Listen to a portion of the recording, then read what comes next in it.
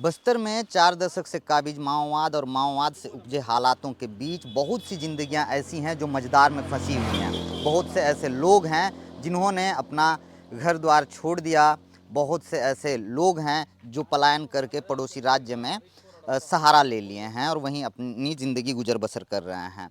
केवल तेलंगाना और सीमांध्र की बात करें तो आंकड़ों के मुताबिक करीब 1 लाख आदिवासी पलायन करके इन राज्यों में अपनी ज़िंदगी गुजर बसर कर रहे हैं। अब समस्या ये है कि तेलंगाना की जो सरकार है इन आदिवासियों को कास्ट सर्टिफिकेट के साथ ही अन्य जो बुनियादी सुविधाएं हैं वो नहीं दे रही है। नतीजतन ये आदिवासी बेहद परेशान हैं, चिंतित हैं और ये वापस अपने गांव यानी कि छत्तीसगढ़ बस्तर नहीं जाना चाहते। ऐसे में काफ़ी समस्याओं का सामना करना पड़ रहा है यहाँ के आदिवासियों को। क्या कुछ समस्याओं का सामना करना पड़ रहा है, इसी मुद्दे पे बात करेंगे आज के हमारे इस रिपोर्ट में। नमस्कार, मैं मुकेश चंद्राकर हूँ और आप बस्तर जंक्शन देखना शुरू कर चुके हैं। बस्तर जंक्शन में मैं बस्तर की बात करता हूँ, आदिवासियों की बात करता हूँ, वहाँ के ज़मीनी हालात की बात करता हूँ, मगर आज बस्तर के आदिवासियों की तकलीफ़ को दिखाने के लिए मैं छत्तीसगढ़ से तेलंगाना आया और पलायन करके यहाँ जो लोग विस्थापित हुए हैं उनसे चर्चा करेंगे।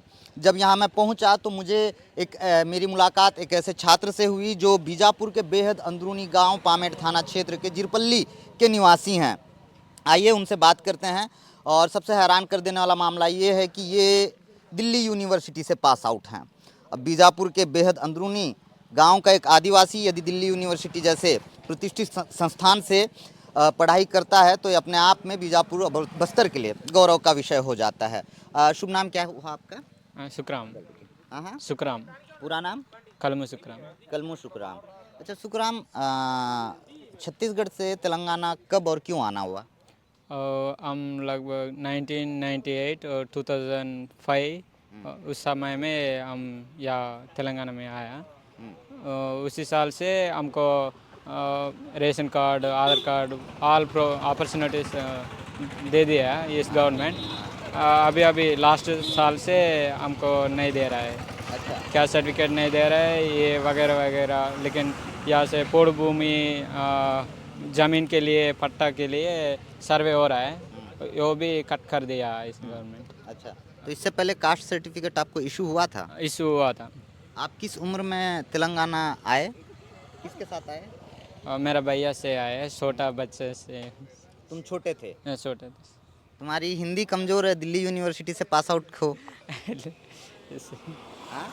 और हम तेलुगु, हिंदी और पूरा मिक्स करके बात कर रहे थे ना, अच्छा। तो इसीलिए थोड़ा कम है। तो दिल्ली यूनिवर्सिटी में किस लैंग्वेज में पढ़ाई की? और CBSE। इंग्लिश था क्या? नहीं नहीं, मेरा कोर्स सब्जेक्ट है हाँ नहीं, कंप्यूटर साइंस। इंग्लिश रहा क्या? इंग्लिश में पढ़ाई किए हैं क्या या हिंदी में पढ़ाई किए हैं? इंग्लिश में। इंग्लिश में ना। CBSE किस सब्जेक्ट से पास आउट है? कंप्यूटर साइंस से। Computer science. और DU में किस सब्जेक्ट से पास आउट है? DU से? DU से कंप्यूटर साइंस है, BSc ऑनर्स है। BSc honours. और अभी जो यहाँ पे लोग हैं, छत्तीसगढ़ से आए हुए लोग हैं, उनके सामने क्या क्या समस्याएं आप देख पाते हैं?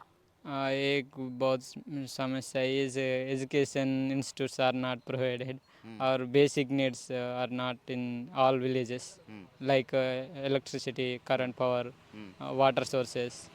एंड हम क्या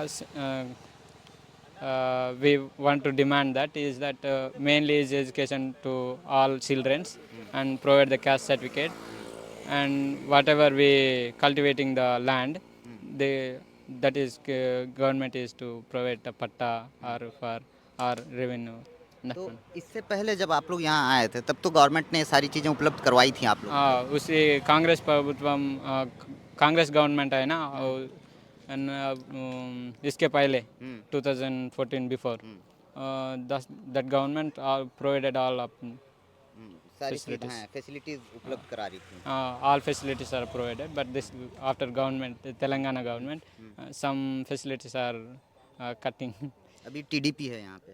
नहीं नहीं, तेलंगाना TRS BRS अभी हो गया। TRS है। अच्छा, तो आप लोग डिमांड नहीं करते हैं कि भैया हमको अपने अधिकार दे दीजिए? हम डिमांड कर रहा है, लेकिन वो लोग कर रहे आपको माइग्रेशन है ना, दूसरा स्टेट से आया है, हम कैसे देते आपको? ट्राइब्स भी नहीं है उधर ही। छत्तीसगढ़ में हम ट्राइब्स हैं, लेकिन एक स्टेट से अगला स्टेट जाके तो उधर ही रिजर्वेशन नहीं मिलते ना, इसलिए तुम लोग यहाँ पे शेड्यूल ट्राइब्स नहीं है ना, अदर स्टेट्स होता है, इसलिए हम कैसे देते ऐसे बोल रहे हैं। तो आपकी जानकारी में ऐसे कितने लोग हैं जो मतलब कास्ट सर्टिफिकेट नहीं मिल पाने से परेशान है, बेसिक नीड्स नहीं मिल पा रहा है, जिनको पानी, बिजली, हेल्थ फैसिलिटीज़ नहीं मिल पा रहे हैं, ऐसे कितने लोग होंगे? बहुत लोग हैं ये मुलुगु में, सब सारे बहुत गांव से मुलुगु में ज़्यादा है, और जयशंकर भूपालपल्ली में, करीमनगर में, भद्राद्री कोत्तगुड़म में, ये ना ईस्ट, ये डिस्ट्रिक्ट्स में बहुत लोग हैं। और कुछ कुछ students after 10th they need caste certificate ना, some students are not get, then they will discontinue those पढ़ाई education। नहीं कर पा रहे हैं, कंटिन्यू नहीं रख पा रहे हैं, नहीं कर, रिजर्वेशन का लाभ नहीं मिल पा रहा है। नहीं मिल रहा है। अभी आपके सामने क्या समस्या है? डीयू से आप पास आउट हो गए, ग्रेजुएशन हो गया? हो गया। अच्छा, अब आगे क्या करना चाहते हैं आप? अभी मैं एमएससी करना पड़ेगा, पीजी करना पड़ेगा। कहाँ से? अभी मैं CUET एंट्रेंस लिया था, स्कोर भी आ गया। मैं उसी स्कोर से अप्लाई किया some universities. I got IIMC, Indian institute of mass communication journalism में मिल गया, डेनकाल में। लेकिन फीस इज़ बहुत बड़ा है, 56,000 for semester, so I can't provide that much, I didn't have that money, so I leave that seat. तो इस वजह से आपको सीट मिल गया, लेकिन चूंकि आपके पास कास्ट सर्टिफिकेट नहीं है तो some other certificates, some other money problem. These are the reasons I leave it. And other thing is, I haven't got Haryana universities also. Data science में मिल गया है, लेकिन पैसा नहीं है, छोड़ दिया इसलिए। अच्छा, पैसों की तंगहाली और साथ ही कास्ट सर्टिफिकेट नहीं रहने से आपको रिजर्वेशन का लाभ नहीं मिल पा रहा है। हाँ, अगर आपके पास कास्ट सर्टिफिकेट होता तो शायद फीस भी चार्ज नहीं होता, जो 56,000 पर सेमेस्टर है। और अगर हमको क्या सर्टिफिकेट ऐसा ऐसा कुछ मिलते तो फ़ी कंसेशन ऐसा रहता है ना, वो भी बेनिफिट्स रहता है, कम फ़ी पे करना पड़ेगा। और क्या सर्टिफिकेट नहीं दे रहा तो ये भी प्रॉब्लम बहुत हम हमारे पे हो रहा है, फेस कर रहा है। अब आगे क्या करने की योजना है आपकी? मैं पढ़ना करना पड़ेगा, PhD उतना तक जाएगा। कहाँ से करोगे? अब कास्ट सर्टिफिकेट तो है नहीं, आपको दो कॉलेज से ऑफर आया, 2 कॉलेज में आपका सीट रिजर्व हुआ, लेकिन अब आप कहाँ से पढ़ाई करेंगे? पढ़े सेंट्रल यूनिवर्सिटीज़ में पढ़ाई करेंगे। लेकिन कास्ट सर्टिफिकेट तो नहीं है आपके पास, सभी जगह तो यही समस्या आएगी ना। हाँ, यही समस्या है। और मेरा अकेला नहीं, बहुत लोग है DU में पढ़ लिया, हमारा बहन भी है। अच्छा, हाँ, तो ये सब छत्तीसगढ़ से आए हुए लोग हैं? हो। कितने लोग हैं डीयू में पढ़ाई कर रहे हैं आपके साथ? मेरे साथ अगर लोकल वाले बहुत है, हमारा माइग्रेंट्स वाले है 2 और 3 ऐसा है। अच्छा, उनका क्या क्या नाम है? उनका कुंजा अनिता, वो भी लास्ट ईयर 2021 में पास आउट किया है। और इकोनॉमिकल प्रॉब्लम, ये प्रॉब्लम से लास्ट ईयर नहीं मिल गया, अभी सीट्स देख रहा है। सर्टिफिकेट्स कुछ ये वगैरह वगैरह सही है तो DU गया, अभी DU में आई। अच्छा, तो कितने साल रहे आप डीयू में? 3 साल? हाँ, 3 साल। तो अब जो है आप लोग सरकार से क्या डिमांड कर रहे हैं?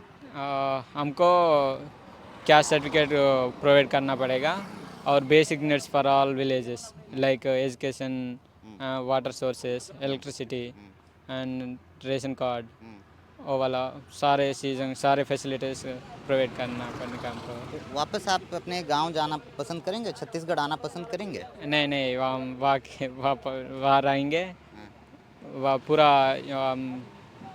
Cannot go to back. हाँ, क्यों? Don't want to go to back. हाँ, क्यों हम, नहीं जा सकते? लेकिन खतरा है?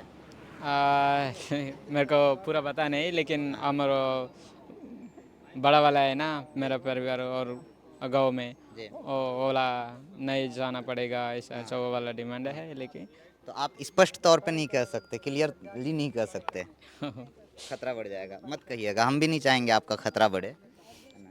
तो इस तरह की समस्याएं हैं। दिल्ली यूनिवर्सिटी जैसे यूनिवर्सिटी, सेंट्रल यूनिवर्सिटी से पास आउट होने के बाद आगे की पढ़ाई करना चाहते हैं सुखराम, और सुखराम जैसे बहुत से स्टूडेंट हैं, जैसा कि सुखराम बता रहे हैं कि जो छत्तीसगढ़ से माइग्रेंट होकर तेलंगाना शिफ्ट हो गए हैं, इनके कास्ट सर्टिफिकेट नहीं बन पा रहे हैं। हालांकि उस वक्त जब कांग्रेस की सरकार थी, कांग्रेस की सरकार ने इन्हें तमाम सुविधाएं उपलब्ध कराई थी, लेकिन अब जो कौन सी पार्टी है यहाँ पे अभी तेलंगाना, कौन सी पार्टी है? टीआरएस जो है इनसे इनके अधिकार छीन ली है, जिसकी वजह से इस तरह के जो स्टूडेंट है ये आगे की पढ़ाई नहीं कर पा रहे हैं, काफ़ी समस्याओं का सामना करना पड़ रहा है। केवल पढ़ाई ही नहीं बल्कि बुनियादी जो ज़रूरतें हैं वो भी पूरी नहीं हो पा रही हैं, मसलन पीने का साफ पानी या फिर हेल्थ और एजुकेशन जैसे जो मामले हैं, इसमें भी काफ़ी समस्याओं का सामना करना पड़ रहा है इन्हें। और हालांकि ये जो पलायन किए हुए लोग हैं, इन्हें पुनर्विस्थापित करने के लिए छत्तीसगढ़ सरकार ने बीच में पहल भी किया था।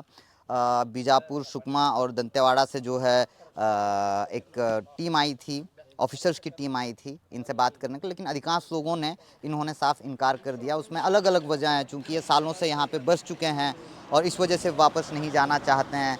और दूसरा, नक्सल समस्या तो है ही, यदि वापस जाते हैं तो नक्सलियों से भी इनको खतरा हो सकता है, जिस वजह से वापस जाना नहीं चाहते। लेकिन इन तमाम समस्याओं का सामना करते हुए अगर बस्तर के ये आदिवासी सेंट्रल यूनिवर्सिटी में पढ़ाई कर रहे हैं और आगे की पढ़ाई कंटिन्यू रखना चाहते हैं, तो इस तरह की समस्याओं का सामना इन्हें करना पड़ रहा है। इसके समाधान के लिए बेहद ज़रूरी है कि छत्तीसगढ़ और तेलंगाना की सरकार मिलकर कोई मुकम्मल पहल करे, जिससे देश के इस ऐसे भविष्य को ऐसे समस्याओं का कम से कम सामना तो करना ना पड़े। बहरहाल, आपको लगता है कि ऐसे ज्वलंत मुद्दों पे चर्चा की जानी चाहिए, चर्चा होनी चाहिए, तो आप हमारे यूट्यूब चैनल बस्तर जंक्शन को सब्सक्राइब कर सकते हैं। इसके अलावा आप हमें फेसबुक, ट्विटर और इंस्टाग्राम पे फॉलो भी कर सकते हैं। धन्यवाद।